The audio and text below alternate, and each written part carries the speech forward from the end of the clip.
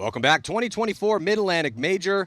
I'm Matty Marshall. I got Mike Bianca, coach of the New Orleans Hurricanes, and Rich Telford, coach of New York Extreme, to help me call this set. Right now it's going to be Houston Heat and Aftershock, Dynasty, and the Ironmen. First to go will be Heat and Shock has just been dominant out here. They just shut out Damage in their first match. They're undefeated. Heat did drop a game yesterday to Damage, so they would love to beat Aftershock and go 3-1. Hopefully not have to play in a wild card round. If they do lose to Shock, possibly playing down in that wild card match. Mike, what do you think? Shock, Heat? The wind favors Aftershock, but you know, when you're talking about a team like Heat and adjustments and talent and coaching, I mean, both of these squads are incredible. Here we go. Ooh, first to drop's going to be Konstantin Fedorov, going to be taking the walk as he gets shot trying to get up field a little bit. So it's a 4-on-5 situation here in favor of Shock. And this is just what Shock has been doing masterfully all event long. They are playing up bodies. Other than maybe Red Legion yesterday and Impact in a few matches, those are the three teams that are really effectively almost always playing up bodies. Interesting watching Fedorov play Snakeside. He's been kind of all over the place. He's been, we've seen him on the D side. We've seen him in the Snake. We've seen him out wide. We've seen, he's been their utility man, utility attacker. So all across the back line here for Houston Heat and our eye in the sky. And then just that one extra body for Chicago Aftershock. And it's going to be Hosky, who had some really nice points for him here as he's drawing the start. And there goes another body. It's Mishka. Wait, is that Chad? Yeah, when the illustration was up and they showed the 4 Heat guys across the back of the line, I was like, wow, Shock's in a lot better field position. Just having Hosky up in that wing on the inset now in the Snake 50. Yeah, I saw Corey Hall right before this match and said, hey, man, you guys look really great, but this next one coming up is the big test. He's like, that's exactly it. This is our big test right here. Yeah, we look good. We feel good. Everything's kind of working, but we need to beat Heat right now to become a favorite at this tournament. Yep. Everybody expects to beat the soft teams in your division. Like the tests are the tough teams in your division, right? Those are the ones that make teams. Well, Heat and Shock, number 1 and 2 in bracket C with Damage, Notorious, and the ML Kings. And a body coming off here for Hosky, but who is that? Is that Hosky with different headgear? That was Hosky. Okay, change his headgear up on me. It looked like A-Rod in the back home cake was having an aneurysm trying to tell him something. Yeah, so that's a tough death for Hosky because they were up a body. They're playing a really tough team, and like we said, this is their big test, playing the other top-ranked team in this division. And now it's 4-on-4. Still better field position with Thomas Kim in Snake 1. Tyler's thinking about getting out, and now one body advantage here for Chicago Aftershock. Well, and Shock needs to keep Tyler Harmon where he's at, right? If they contain him there and not let him get out to the Snake, it's really going to take a lot of offense away from Houston Heat on this side of the field. Not just the offense, it's going to take the defense away because with, I believe that is that, who's that over in the Dorito 1 for Heat? I can't see. Okay. I think it's Ronnie in the can. Ronnie in the can. It might be Moorhead over there. Yeah, Ryan Moorhead. Ryan Moorhead. If Ryan Moorhead and then Dizon can, there it is. Now you've got up a cross-field control now. That's going to make it a little bit more difficult for Shock to close. Well, and the only person vulnerable now is Ronnie, right? Correct. Ronnie can reposition, get in a better spot. Ryan and Tyler can stay alive, then get right back. Well, I don't know where Ronnie can go though. Yeah, well, with Rich and Mike, with no one from Shock in that 50, Ronnie has a little bit of breathing room in that can. But A-Rod is coming. That's correct. Yeah, so A-Rod, Alex Rodriguez from Shock, he's going to crawl up to this, and he's going to have a much better shot on Ronnie Dizon's pack from that position. But they're not that far up on the D side quite yet, so Ronnie not feeling the pinch much at that can quite yet. And then Tyler Harmon, looks like another death for Shock, and it's going to be Corey Hall, so Shock throwing away a high-body situation here. And Alex missed his shot on Ryan. Yeah, on Ryan and on Ronnie, right? Correct. They know he's there now. Aftershock with 2 on this side. A-Rod slipping onto Heat's side of the field. I don't know if they didn't know that he made the move or not. He's got to be careful of his shadow there for Harmon in front of him. And, man, having Tyler that close to you is scary too, right? Absolutely. So Tyler's so dynamic that if he finds you that close to him, figures out what you're doing, he can read and react to it. They're going to trade out, and it looks like a clean trade, no penalty. 2-on-2, but better field position now for Shock with no one on this side of the field for Houston Heat. Yeah, Parrish all the way up at D3 for Shock. Thomas Kim and Snake 1, they got the field spread, and both bodies for Houston Heat are stuck on that D side. Ryan Moorhead and Ronnie Dizon. Moorhead just moved up, though, into that D2 position. Ronnie still at the can. Yeah, what you want is Thomas Kim to go forward here and then have Thomas and LJ Parrish both put pressure on Ronnie Dizon at the same time. pressure from both tapes in that can. It's very hard to stay alive.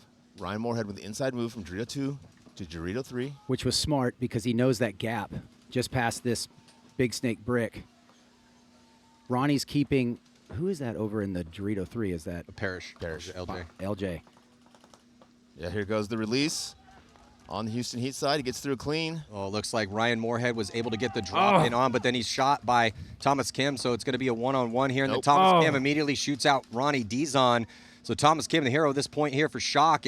Initially, they had a high body situation. They squandered it, came down, got even again, and it became a 2-on-2. It looked like a beautiful move from Ryan Moorhead. I thought he was able to, well, he definitely got the drop on LJ, but Thomas Kim, head on a swivel, gets that crossfield kill, and then gets the kill on Ronnie Dizon really quickly, and is not going to hit the buzzer, just going to burn a little clock off here. Yep. Yeah, Ryan Moorhead's momentum kind of carried him past that second Dorito, so he's like, oh, now I'm fully going to commit, go to the corner, and Thomas Kim was able to get a line in there, catch him, and then win a quick gunfight on that can with Ronnie Dizon. Yeah, Great point. It's a tough shot for Thomas Kim as well, too. You're trying to hit a moving target. He's flying past that. It's also kind of far away. Not quite coast to coast, and then to quickly shift right back in, you get that kill, go right back to Ronnie, win essentially that first engagement. I thought because Ronnie's good at one-on-ones, Thomas is good at one-on-ones. I thought we could have had a classic one-on-one battle to decide it, but no, Thomas Kim, too accurate. I think that's what's so impressive to me is how he was able to shoot Moorhead and immediately re-engage. Hot gun, Thomas Kim. They're doing this now. Jason's making the referees chrono the guys if they're trying to burn clock time because he doesn't like blurring clock time, so he's penalties out there. So will that... Oh, went from yellow to red. Heartbreaker here for Chicago. So it goes to a red, so that's a point swing. Correct? Well, this happened to you guys. Don't... I don't know, like, Mike. don't get me started. You're preaching my legs. No, yesterday in a game against Blast Camp, I believe one of the Blast Camp players asked to have one of my guys. They traded, and they asked to have one of my guys' guns checked. And so they checked his gun on his way off, and that's why they threw the flag but didn't pull anything. Yeah, because we were wondering what that was. Right. Like there was a flag thrown, no one was pulled. What just happened? And it was a hot gun. So now they tested out Thomas Kim's gun. I'm not sure what he was shooting, but that is going to be a very heartbreaking situation for Thomas Kim and Chicago Aftershock. Yeah, and I don't really agree with obviously can't be shooting hot on the field, but I don't like chronoing those guys just because they're burning their clock. That's their clock, right? Well, and here's something else I would say. If you're going to chrono them with the gun that they chronoed onto the field with. 100%. And when you mean the gun, you mean the actual chronograph itself. Correct. Looks like Blake Yarber, who was really helping San Diego Dynasty out in that first one. Oh, Todd Anderson is losing his mind on Jason Trojan right now. Yeah, so Blake Yarber coming off early for San Diego Dynasty. Yeah, 5-4 advantage for the Ironmen. Good reposition there from the Ironmen. He's got to hustle. Yep. He's setting the trap. I love that. That was actually our game plan. We were able to execute it, but we were going to try to go up there, pinch out that can, then go back and set that trap. 5-on-4 advantage here for the Ironmen. First point, Ironman Dynasty. These two teams, or these two franchises, have been playing against each other for decades. Yeah, this is, Ironman, the longest running pro team in existence. Dynasty, the most successful team ever. You're not on names power alone. You're not going to get a more iconic matchup than Dynasty versus Ironman. The home player for the Ironman is that Sense. Yes. If I were him, if he gets the opportunity, he needs to get out of there and get into this Aztec 100%. towards the snake. That way he can control the outside. Well, and you can't really do anything except for defensively pepper the outside of that Hertz bunker, right? He's going to do the same job from both positions. However, he's got a better bunker to do it from. Definitely a better position. So even though the Ironmen do have a one-body advantage, they don't really have anybody outside on the snake side, so they can't really do a lot with this extra body quite yet. So Brody's going to commit, but nobody comes off with him. So Brody Lewis just threw his body away. And no, he got a kill. He got Harris out of there. Oh, okay, shot Harris. Yeah, so he shoots Harris. But at the same time, Ironman loses another body, Matt. Yeah, so Geiger also taking the walk, and then they're going to reposition. So 3 bodies left alive for the Ironmen. 3-3. Yeah, 3-on-3 situation. So I take it back, Brody, my bad. Matt, don't you ever apologize. Don't you let me hear you apologizing. Dynasty with the Snake Wing. Marcelo in the Snake Temple. They also have, I believe it's Chris Shear in the Dorito Can. Ironman with Henry Sense in the Snake Corner. The Dorito Can, I can't see where the third body is. I'm assuming D2 maybe? I think it's D2 behind the tower that we can't see? Oh, no, he's in 1. Oh, D1, okay. Oh, yep, I see him moving around now. Oh, Ironman, sloppy death there in the can. Oh, nobody saw that. Oh, yeah, now they're calling. Yeah, now they see it. See, man, it's rough. Yeah, and so for some guys that's a penalty. For some guys that's not a penalty. We've got to get better consistency with our calls. Henderson's over the top, wheeling and dealing, trying to get a kill.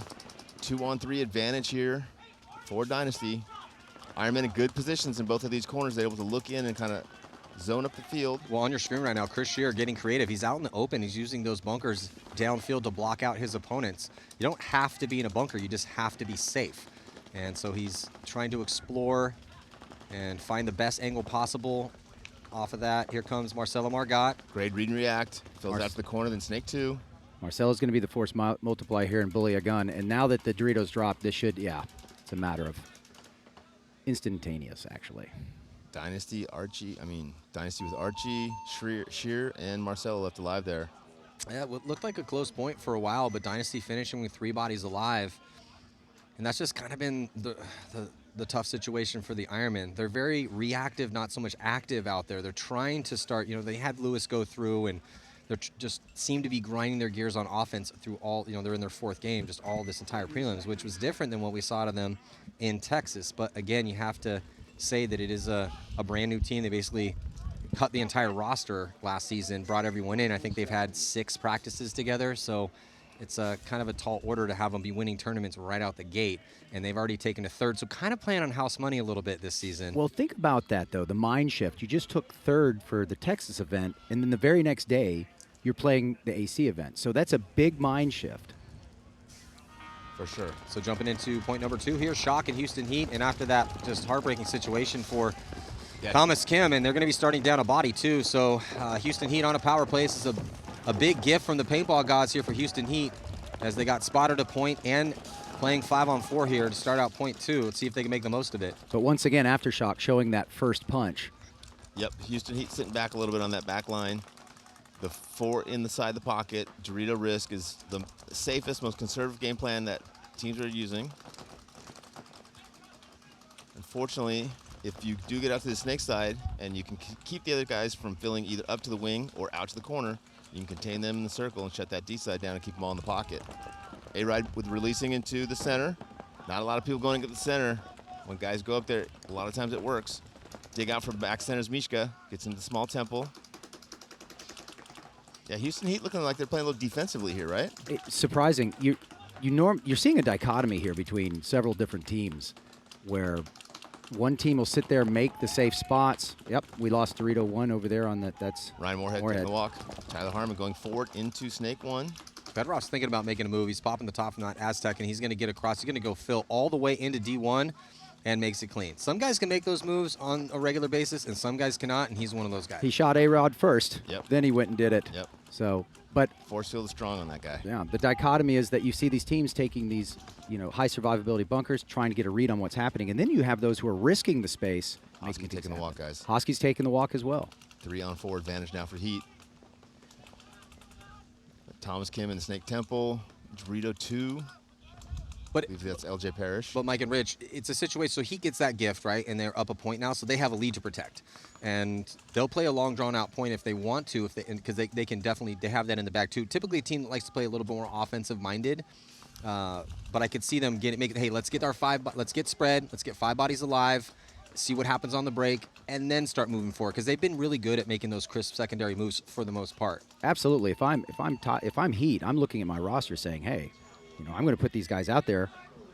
That I think, honestly, though, if you really want to lock a field up on this layout, you have to take ground. Yes. That's the best place to lock from. You got to get out of the pocket. Yeah, you need to get into the wedge. You need to get into, ideally, maybe D3, D2. At least get up so you can gunfight down the sideline. Maybe get a guy into Snake 2, and then you can start locking it up. Yes, sir. But so that's my point, though, is I think that was the intention for Heat, as long as just get out safe, see what happens on the break. Did we get a kill? Did we not get a kill? Obviously, you're on a power play anyway, so you're already up a body. Especially after almost a 6-minute point. Yeah, so. A couple long ones out here. And we knew this would happen. We all looked at this and said, it's going to slow down. Yeah, in the pits right now. Let's listen in here to Houston Heat.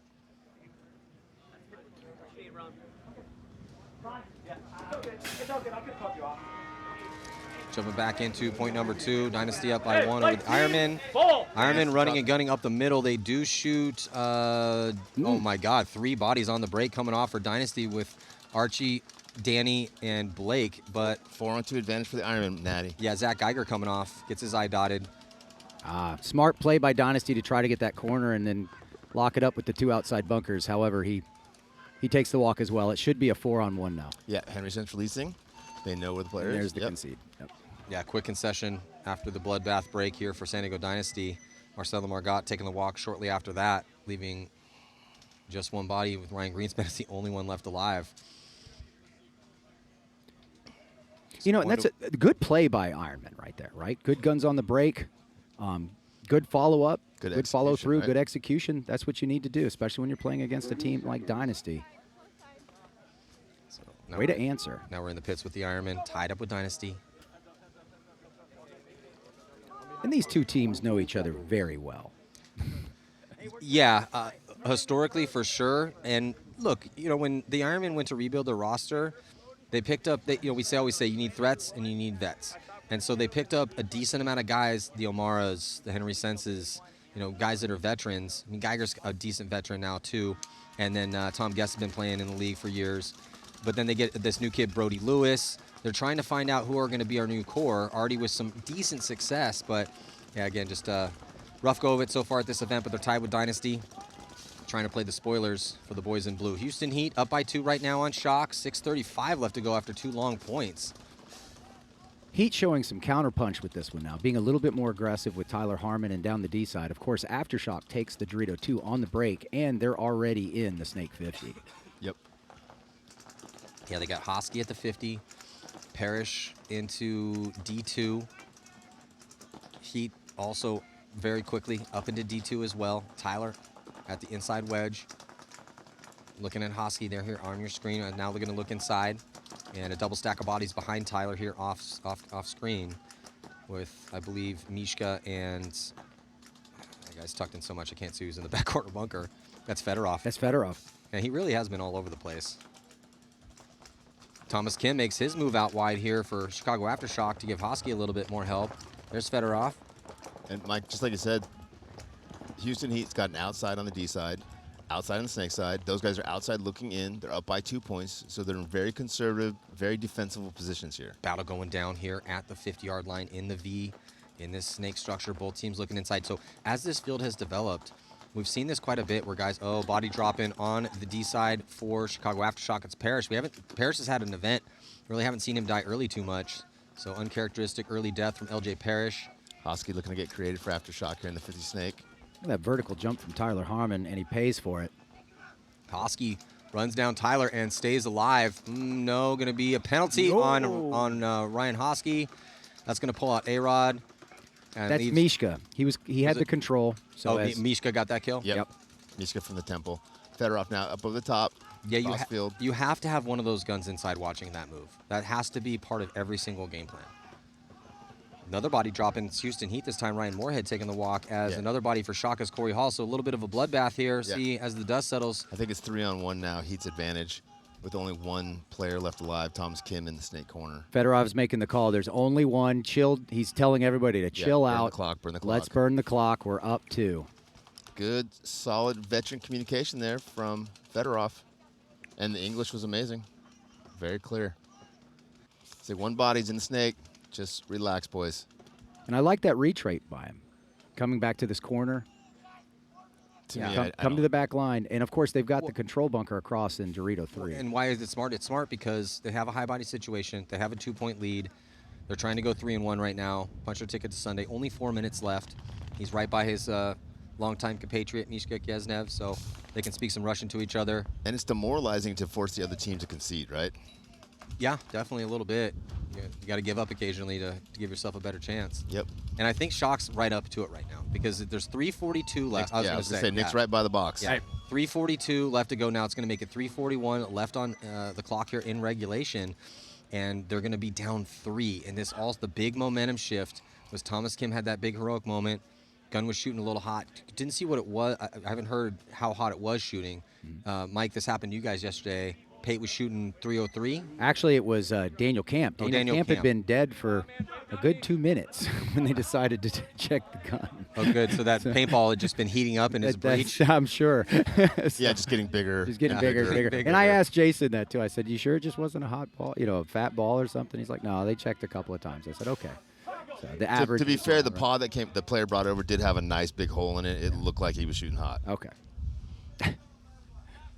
So basically, Aftershock leave themselves about a minute 12 per point to tie. Ironman getting snake corner, but losing Omar. Yeah, but they traded with Archie. Yeah, 4-on-4 now. I think that might have been No, Showdown. Danny. That was Showdown. Yeah, no, yeah, sorry, Danny. Archie's got a gold gun and Danny has a red gun. I was gonna say, they're the exact same height and they wear the exact same head. Oh, goodness. Another Ironman taking a walk from the D side. Ironman down to 3. One body advantage for Dynasty. I do love these loader numbers. They're definitely helping out here. Yeah, I'm glad we started doing that again. I was bleeding for it this year. Finally, they listened to you, Matt. Dynasty with back center, D1. Now, Ryan looks like he's going to the field in the middle. Archie in the little wing. 4-on-3 advantage for Dynasty. Yeah, no one out on the snake side here for Dynasty, but the Ironmen are all trapped from middle over to the snake side. Yep. Yeah, Marcelo getting out, recognizing that, hey, I have to control that zone as the Ironmen fill snake 1. Oh, that center player is getting a lot of pressure. Yeah, and they're going to start whittling these Ironman players out of their spots. First one's to go, the back Aztec. Geiger's going back and forth. He's feeling the pinch from both sides. Yeah, Geiger's the next to die. Yeah, Lewis is in snake 1, so a little bit of a safer spot, but not after Geiger gets pinched out, because that's going to happen here pretty soon as Dynasty's about to burst through this D side. Geiger's gone. And that's going to force a concession from the Ironmen, so Dynasty's going to take a 1-point lead. Still a lot of time left in this one, though. 10-12 still to go, as we'll be heading into point number 4. Seen a lot of overtimes and a lot of X-Ball. Yesterday was crazy. Yeah, we saw a lot of none this morning, though. And we saw some blowouts, so not as entertaining of a morning as we saw yesterday afternoon, where it was like overtime point after. I mean, we had multiple sets where both games went into overtime. Right before we get into this point, I did want to make a comment. If you're out there in the paintball community and you haven't heard, there's a young man from Slidell, Louisiana by the name of Grayson Manning. And if you go to the Hurricanes Facebook page or our IG account, you will find a GoFundMe page. Please donate if you can. He's a wonderful young man, 12-year-old out of Slidell, Louisiana, great paintball player. Yeah, he had a tragic. Got hit by a car on Father's Day. That's correct.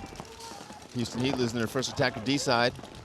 5-on-4 advantage here for Shock. Yeah, so, yeah, and just a big, this is a huge advantage for Houston Heat, though, because there's 30 left. They have a 3-point Oh, team kill against Tyler Harmon. Right in the back of the neck, walking off. Tough break. In his bunker.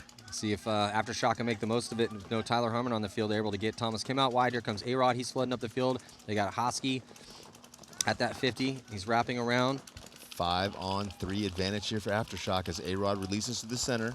Aftershock pushing the issue. And they can play aggressive and loose here because they already have 3 big wins on the board. Their point spread's pretty nasty, so they don't have to worry about spread right now. Shock can really push the issue with 3 minutes left to go. So they're going to make it a 2-point match because, you know, sometimes when you really have to worry about spread, a point here or there may be the difference. Shock pretty much dominated against almost everyone they played. So they're sitting, I haven't counted the numbers, but it's got to be like a +8 or a +9. It's a lot. It's a lot. And they're 3 wins. So they're in Sunday no matter what. So in these next couple minutes, they can ride on that reckless edge and have no fear at all of whether or not they're going to make Sunday.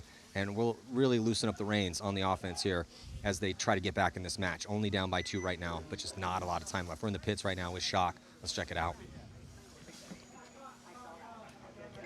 On the inside.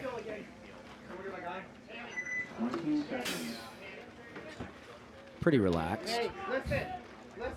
If they know that it's A-Rod that shot him, they might try and go to the fucking Randall. Hey, let me shoot snake side again. Let me get to the Delta and just wrap. Let me shoot the snake side again. Have Hosky fuck that guy up. And let me go to the. Hey, as always, parental guidance. Yeah, every time we cut to the pits. Got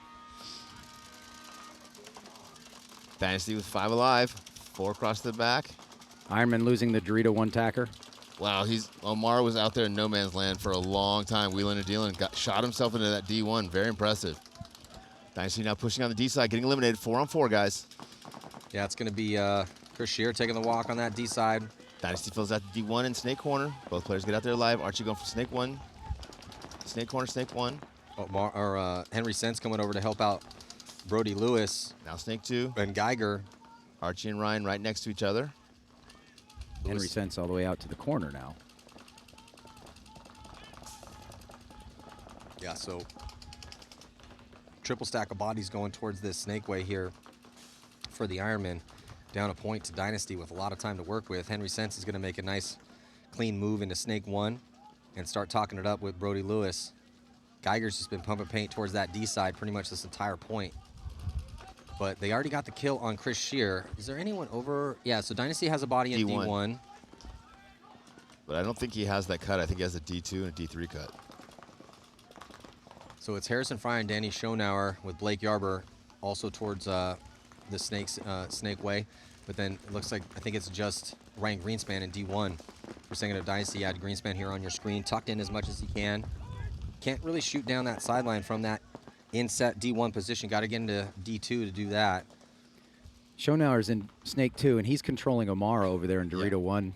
Yeah, Dynasty's in good position here. They can lock down the snake side of the field. They're out on the D side, so he can look down the middle, and then Blake can kind of pivot back and forth wherever the pressure is. Ironmen going to have a hard time figuring this cross out. Where do you think they're vulnerable, Mike?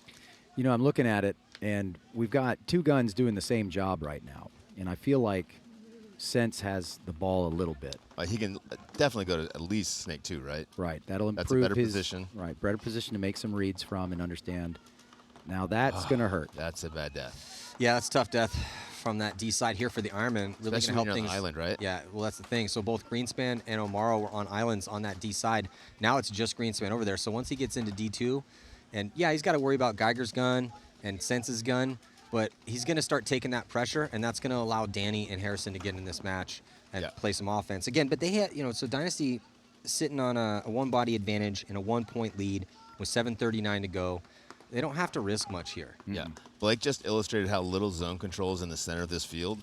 The reason these guys are able to make these lateral motions is because everyone's so focused on the tapes that the middle of the field is wide open in the middle of these points. He did just ask for a paint check on his pack, and they called him clean. So Blake getting out into D1 behind Greenspan, who's made his move into D3. This is what we were just talking about. So they don't have to worry. So those Doritos, the bunker set on the D side, once you get out of D1, it's gunfight paradise over there. It's all mirrored up. And with no one down that sideline to worry about, you can wrap around, start working those effective inside angles, and start getting kills inside. And that's exactly what's happening as Lewis is Sense is taking the walk. So just 2 bodies in the middle, not ideal here for the Ironmen. Ironman dropped another body. So it looks like Blake might have traded with Geiger, but it doesn't matter. We don't count live bodies out here. This is not 10-man, and Dynasty looking real good here to go up 3-1. Dynasty dropped a game yesterday, didn't they? They did. So yesterday, Dynasty lost in overtime to Impact, put up a 2-point win against Infamous, so came in 1-1 with a positive point spread, and then beat up on New York Extreme by 5. So point spread's looking real solid here for Dynasty. A win, probably going to be getting into that, because when we're talking about Sunday implications here, and you don't want to be in that wild card round ideally because you have to win 4 games to win the tournament, testing the depth of your roster. You would like to kind of get that buy into the quarterfinals. So that's what's at stake right now. Because the Ironmen are out. They've lost 3 games already. All right, getting back into the Heat Aftershock match. Let's see what Aftershock brings here. With just under 3 minutes left. Shock with 5 live, getting a kill. Maybe getting 2 kills and a penalty. Oh, no. 5 on 2. They got a chance, man. 2:42 to go, down by 2, and a real big high body situation. They already have Parrish. 5 on 1. Yeah, LJ's already onto their side. It's just Mishka Kesnev as the only body left alive, and he gets peeled off. That's about best case scenario here. So the paintball gods shine on Chicago Aftershock here and allowed them to score one of the quickest points that we've seen all day long. 24 seconds. LJ's playing good. Yeah, LJ's on fire, man. He's just locking in over there. Yeah, he's like, you cannot take LJ off the field. He's going to play every single point. He's got great stamina, and he's just been a massive threat on that D side. Well, and it's got to feel really good for Aftershock to have a solid attacker on the snake side like Hosky and a solid attacker over there on the D side like LJ, man. Like that, to me as a coach, I'm like, hey, man, you guys get all the spins you want. You guys keep going out there and doing your jobs. Giddy up. Well, the scouting report on Aftershock heading into 2024 was, you're going to have LJ and Corey be your go-to guys on the D side. You got A-Rod to play at the middle. You got Thomas Kim. Who's going to be that snake guy? Got a great bench, too. A lot of experience on that bench. Veterans that have won tournaments in the past. There's LJ Parrish, just dominant on that D side. But with how well Hosky is playing right now, I mean, he just got on the team in the last event, stepped up, helped him in the prelims, made a few mistakes, some learning moments for him against Red Legion in their game on Thursday to finish out the Texas Major. But yes, he has emerged as their go-to snake attacker. So once now you have that puzzle piece fitted in and you have that solid core starting five, and look what just happened to Chicago Aftershock here in the prelims. They've been mostly just dominating out there. Hosky has been truly impressive. Coming from the Killers camp, I believe, out of Florida, picked up by Aftershock, and he's just been, it's those mistakes that he's making that they're good mistakes. So. Well, and he put in the work, man. He's one of those guys that over the last 2 seasons, I travel a lot for paintball, right? I'm on the East Coast, West Coast, Texas, I'm everywhere, and he's there. Like, WCPL, oh, hey, Ryan. Florida practice, hey, Ryan. Hey, well, I'm up in New York. Oh, hey, Ryan. Worker. He's putting in the work. He put in the work, and he's listening to what the guys are telling him, and he's improving. And you don't get that kind of improvement without getting a lot of spins and a lot of input, and then, putting your ego in check. And now he has to be on the list for rookie or breakout player of the year, no doubt. For sure. And we've still got some paintball to play this year, but absolutely. Here we go. Ironmen with 6:48 to work with. They're going to be losing Brody off the break, and they're doubling up that back center. See if they can get, but doubled up back center cost them as Omara takes the walk. So it's a 5-on-3 situation. Yeah, here for San Diego Dynasty, they got Ironmen trapped in the pocket. Ironmen did bounce Ryan Greenspan going to that can, so their shots are there, but it did bounce. Oh, over the top. Marcel gets eliminated. 4-on-3, 4-on-2 advantage now for Dynasty. 4-on-1 advantage now, and 4-on-none advantage. Dynasty's looking pretty good here. I was going to say in the previous match, it doesn't hurt that besides having that balanced attack with Hosky and with Corey Hall and everybody on that line, but shooting 2 people off the break. Just a bonus, right? It's just you want some gravy on that? Yeah, I'll give you just a little gravy. It helps tremendously. For sure, and it's also an interesting point of the story of the year. So Dynasty not making Sunday, taking 14th at the last event, and their trouble started with the Ironman game. They drew the Ironman in match number 1 in the same bracket, and they lost that game by 1-3-4. They went on to lose a very close match against PB Fit, 3-4 as well, too, going 0-2 on day 1. So, there's just, even though, yes, it's a legendary matchup, these teams have, Ironman and Dynasty have probably played against each other maybe more than any team, 2 teams in history, other than maybe Shock and Ironman, of teams that still exist. But, yeah, they got a little extra out there on this one, probably. Houston Heat up by 1 by Shock. Shock on a comeback attempt here. Let's see how this break goes. And it looks like, both teams. Yeah, 5 alive for both squads. A little bit better field position with Parrish. Just got the force field working. Close into D1, no problem. Nope. And then here comes Hosky. Hosky's going to get into the wedge and crawl right to that 50. Heat's in a very defensive position. Kind of thought that they might attack on this point just because no one expected him to do it, right? And he does that a lot. I was going to say they like to play those spoiler points, right? Where you thought we were sitting back? No, we're coming right on. We're coming right down the field. Yeah, Heat's a very aggressive team. They don't really like to play defense. They can do it if they need to, but Tyler Harmon checking in to make sure he's still got all his 5 bodies with him, and just as he does that. And this is the exact same game plan, but they pulled Ryan Moorhead out of the Dorito and went to the tower because Ryan Moorhead was having a hard time surviving. Now he gets shot out of that tower, and they're super soft D side. Here comes the move in the brilliant. 50-yard line. He goes right past him. Absolutely. So he's going to stitch up Tyler Harmon. So Hosky gets the drop in and stays alive. Beautiful move, but another beautiful move here by Ryan Hosky, which allows A-Rod to launch because all the guns are panicking on him. A-Rod runs into a gun. Yeah, but some damage has already been done here. There's just 3 bodies left alive. It's a 4-on-3 situation, and trapped in these backbone Houston Heat with 1 minute and 10 seconds left, just trying to hold on to this 1-point lead. Dizon's eliminated. Yeah, they shoot 4-on-2, Matt. And here comes Hosky. Hosky threading through. He's got to be careful, though, not to get a penalty in this situation. Oh, no. No, it's going to be a major. Minor? Minor. Minor. Well, that's going to pull out either Parrish. So there's 2 bodies alive. He pulled 2, so it was a major. They threw a yellow flag. See, 1-on-1? Those are the mistakes that Hosky... It is a 1-on-1. So during that, Corey Hall, in the madness, Corey Hall's still alive.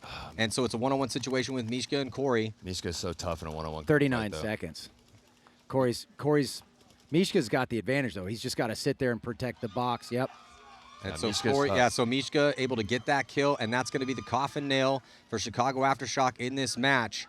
It looked like it was going to be a come from behind, at least to tie it up here for Chicago Aftershock as Hosky went through, but just took a couple extra steps that he didn't need to do that. He had bodies all around him. I understand the blood was in the water. You want to finish this off. You want to be the hero, but it cost him 2 bodies. It took it into that one-on-one, and then Mishka made pretty quick work of Corey Hall. Corey Hall almost took his gun and slammed it into the ground in frustration, but Mishka ends up saving the day.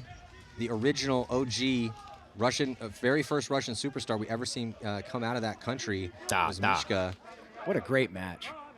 That was a great match. That's the kind of excitement you want to see. That's why we pay the big bucks. That's right. Get these athletes out here to perform at this level. But I think you're absolutely right. He tried to close on his own. It wasn't necessary. There's plenty of time on the clock. He had the guns. He could have waited for the follow-up. Well, if you get the first guy, that's great, right? Just let it go. Like, you don't have to try to get that second guy. And there wasn't a ton of time left, but there was absolutely enough time left for the other 3 bodies around him. To win a 3-on-1. Yeah. Absolutely. So as well as Greg Ryan is playing, right, he still has lessons to learn, right? Yep. And the nice thing is when you learn them like that, you never forget them, right? When you blow it in a big game like that and everyone's yelling at you, you're like, oh, hey, man, I'm not making that mistake And it's again. not like we're not going to see Shock tomorrow. So right. It didn't cost him the tournament. 4-on-4, Matty. Yeah, and a big lead here for Dynasty with 6 minutes left, and both teams shooting a body on the break. No one on the D side here for the Ironmen. Oh, Geiger gets shotgun around the corner. Yeah, that's a great kill here down the sideline from Danny Schonauer. So Danny gets a drop in on Geiger. Now it's a 4-on-3. I don't think they know Danny's there. Danny can release and do some damage right here. Because the snake corner, Henry Sense is looking inside. The little temple that can also stop the wrap is looking inside. There's no one that can stop Danny from wrapping if he goes to that 50 bunker right now. Danny thinks that number 5 for the Ironmen is in the Aztec, not in the corner. That's why he keeps peppering the Aztec. Oh, another body coming off as Brody Lewis. 4-on-3 advantage here for Dynasty. Dynasty with the snake insert. Dorito can. Snake insert's releasing. It's Marcelo's going up to the snake wing. Ooh, Marcelo having to dive or dodge a stream as he gets into that wedge. So I think there's just 2 bodies left alive for the Ironmen right now. Yeah, that snake corner and the South Electric bunker in the center. As we hit the 5-minute mark. And a good crossfield spread for Dynasty here. There goes O'Mara. Yeah, O'Mara tried. I don't know. Sense. Yeah, in a sense. I don't know if O'Mara was trying to get out wide there or if he just was running out of his bunker after he was shot. But regardless, Dynasty swarming and some nice early kills.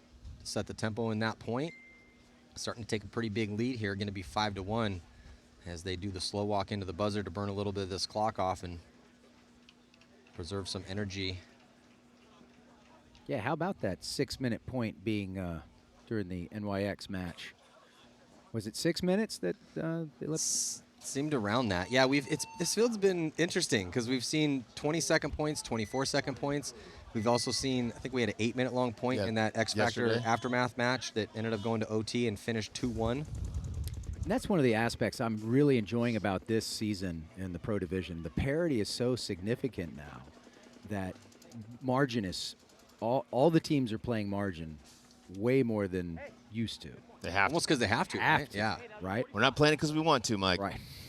There's just no easy games. I mean, you had Blast Camp come in at the last event in Texas, and they went 0-2, -5 on day 1, and then ended up putting up a 5-0 score on, I believe, Aftermath, winning both their games on Saturday to squeak in to their very first Sunday appearance ever. And they're a brand new rookie pro team that didn't win a semi-pro game last year. That's how hard it is here in Pro Paintball in 2024. We've been doing this a long time, and I mean, to be frank, I just have never seen this many good teams.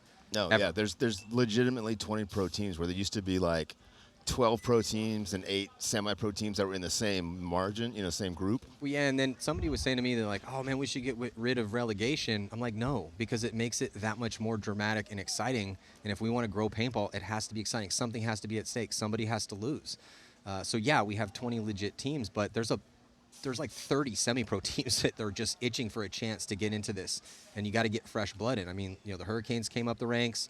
We see Fit and Blast Camp now come up the ranks. We have to allow those teams a chance to, to move up and down, and it does make it more captivating as a fan because there's so much at stake. Well, until we get out of the basement, I'm going to have to argue with you 1,000%. I think relegation is a terrible idea. I don't know if you guys are going to be down there after this one because you did win a game. I hope we're not going to be, but... As Ryan Gray and I, my partner and friend from the Coaches Show, we often say is that we're entering the new golden age of paintball. Yeah, I agree. That's a good call. Yeah, and check out the coaches show. Nice plug there, Mike. Yeah, I was gonna set you up for it eventually here, but yeah, it's a really cool thing on Major League Paintball's YouTube channel. And here comes the attack right now as Arturo Andrade getting all the way into Snake 2 here pretty much quickly, almost off the break. 5-on-5 for both teams, man. First 5-on-5 breakout I think we've had for these guys. Ironmen with big positions on the D side, D1, and then that center temple. Oh, maybe a penalty. It looked like no, it looked like the ref was just covering up as he was running. I thought he was going to reach for a flag. Another body coming off. Yeah, another body coming off with Geiger taking the walk here for the Ironmen. So it's a 3-on-5 situation again here for Dynasty. Big advantage for Dynasty here. If it keeps going this way, we're probably going to see a mercy roll here for Dynasty. I mean, Dynasty's looked dialed today. They didn't let New York Extreme score a point, and the Ironmen have only put up 1. Listen, man, when 2 of the best teams go home, right, and don't win a tournament, like that's life or death for those guys, right? Where most teams are used to showing up, underperforming, making excuses, going back and doing the same thing. Champions don't go home after losses and not completely rebuild everything from the ground up, right? And that's what they did. Both of these teams went home, retooled, figured out what they needed to change, got their heads right again. Maybe little air out of their heads if they had to, you know? That's one of the hardest things to do in professional sports is look in the mirror, right? Yeah. You've got to look in the mirror and understand what the real issue is. It's really hard for me because I just get lost in my own eyes. I could see how that happens. Dynasty with advancement on the D side, getting to that wing, looking inside. Dynasty just playing slow, methodical, cruise, no pressure paintball. Oop, another elimination from the Ironmen. I think that's DeWitt there in Snake 1 taking the walk now. Yeah, so Brody fighting for his life in that inside wedge, and he gets pinched out. Yep, 4-on-1 advantage here for Dynasty. And Dynasty and Impact looking real good, boys. I made the comment yesterday in the pits to my guys that certain teams are chasing the rabbit. We heard that. Yeah, we cut to the pits and got you on camera saying it. So I'm glad that you're going to explain. So I actually made some T-shirts. So all right, time. so that sounded like a Southernism to me. It is. It actually is, right? So in 2 different ways, but I'll explain the one how it translates to paintball. Chasing the rabbit, the zone control isn't there because you're chasing what you're seeing. And you're chasing it. Oh, wait, this guy went here. Okay, well, we need to shoot over here now. Wait, he went over here, so we shifted over here. The zone control's not there for the Ironmen right now. They're chasing the rabbit. No, it makes sense. They're looking for the body that they feel at that time is the biggest threat and not recognizing where the real threat is. Yeah, some of my favorite times down in the, whether different places in the South would be sitting around a campfire and having some 65-year-old Southern gentleman just pull out the most random ways to describe things. But they would make sense. They make sense. And he probably heard it from it's probably been around for 120 years, That's right. In the pits right now with the Ironmen. God, it'd just be such a frustrating situation for the Ironmen. I mean, the Ironmen went from winning every single game in the prelims in Texas to losing every single game in the prelims here in Atlantic City. Yeah, and we were talking about that mindset earlier, right? You didn't have time to enjoy your 3rd place from Texas. You didn't get to take a moment, sink it in, and then retool and look back at what we were doing successfully to do that. And now you're immediately into new event, new layout, blind layout mode. Yeah, you had like 1 sleep to relish how good you're getting so fast, and then you have to go right into a new tournament the next day. Had a great conversation with Ryan Gray from AC Diesel about that too, right? They lost that first match, and then they said, doesn't matter, we got to move on. Yeah, let it go. Let it go. We've got a whole new event that we've got to focus on. Can't spend time thinking about the losses, right? That's right. You got to learn from them, but you can't be dwelling on them. Don't dwell on them. Learn from them. Don't dwell on them. We are 1 point away from a mercy rule with 2.5 minutes. 5 alive for both teams. Nope. Omar taking the walk. They also bounced that center tower. Dynasty taking a walk. 4-on-4. Dynasty shooting really well in the break here. Bouncing one guy, killing one guy. Good comms from both teams. Ironmen have to be a little bit frustrated here. You can kind of understand why they're making some mistakes. Oh, they get another kill on Sheer. 3-on-4 advantage here for the Ironmen. Ryan Greenspan going to push into Snake 1. Oh, no, sorry, Harrison Fry. Harrison Fry going to push into Snake 1. He's like a taller, more athletic Ryan Greenspan, basically. Well, I saw the 8. Greenspan's 18. He was tucked in his spot. I got to chat with Harrison briefly yesterday, and he's just a genuinely good dude. Smart, smart guy too. Yeah. Big heart. Yep. He's another one of those guys that everywhere I go in the world, I'm in Malaysia, like, Harrison, what are you doing here? I've got a clinic tomorrow. I'm playing with this team from Colombia. He plays a lot of tournament paintball, man. He's Yeah, in Europe, he's all in over the Asia, world. he's in Latin America. I mean, he played on like 3 separate different teams in 3 separate different continents to kind of cut his teeth, and then eventually started to become paintball famous here in the biggest league in the world. Marcelo picks up on the Ironman move into the snake wedge. Harrison comfortable enough to stand over the top, piece it together, realizing that, hey, we've got a 6-1 lead with a minute left. Well, he's not getting any pressure, and he gets that cross kill in that can. Now it's 4-on-3 advantage, Ironman. I think we might see a, yep, now he's posted up. No, yep, he recognized it. Made a great shot. 3-on-2, Dynasty turned this point around. 3-on-1, 2-on-1, 1-on-1. That's still It is a 1-on-1. Blake Yarbrough and Alex Frazier. and Alex. No. Oh, is Alex alive on the D side? Oh, no. No, he's Marcelo ran to his death, and Alex is at the... Oh, Alex at the aspect. temple. Okay, so I thought it was Blake. Sorry. So 1-on-1 here, Oh, Alex is completely out of paint. Oh, he found a half-full pod. but he did not Perfect. see the move.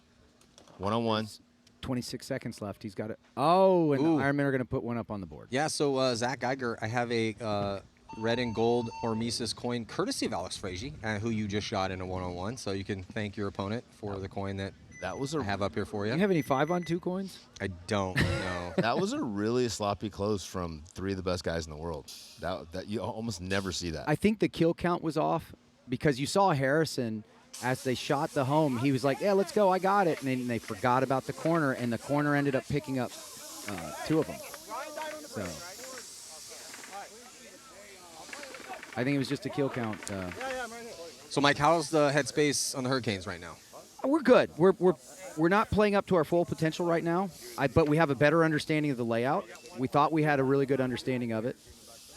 It was, we just got to execute a little bit better. Well, you guys are sitting at 2-0 with a +2, 2 Right. overtime wins. Seems like it was a little bit late in the day where we were able to kind of figure out exactly how strong this side was with those 2 positions and how strong those 2 positions over there were. Just kind of took everyone a little while to develop and get away from the bang over here and kind of figure out how to play the field a little bit better. Well, I took full advantage of that Dorito side on the very first point against Blast. Yeah, you did.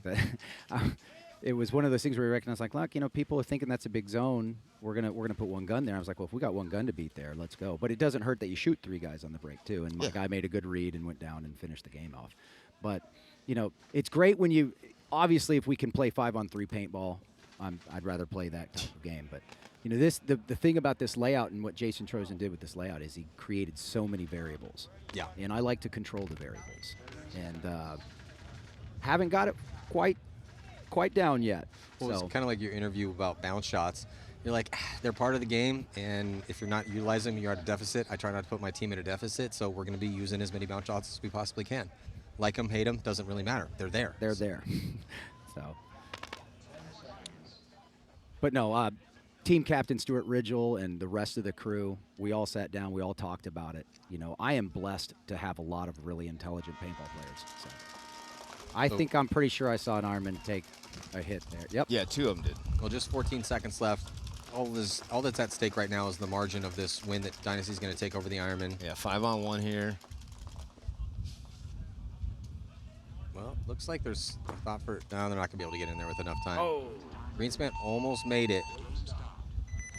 But still, win's going to go to San Diego Dynasty. So Dynasty's going to go 3-1. They will be there on Sunday. Heat also in this set. They took down Shock, stopped their momentum. They're 3-1. Shock's 3-1. Definitely getting very interesting. So we're going to take a short lunch break. We'll be right back with Blast Camp taking on Uprising. PB Fit taking on Diesel. Here at 2024 Mid-Atlantic Major. Mike Bianca, best of luck this afternoon. Sir. Undefeated on day 1. Yeah, have some fun, man. Yeah. Yeah, no, win. Just win. Right. When the Canes are having fun, we do all right. So we'll be back here on Go Sports. I'm Matty Marshall. I'll see you in just a little bit.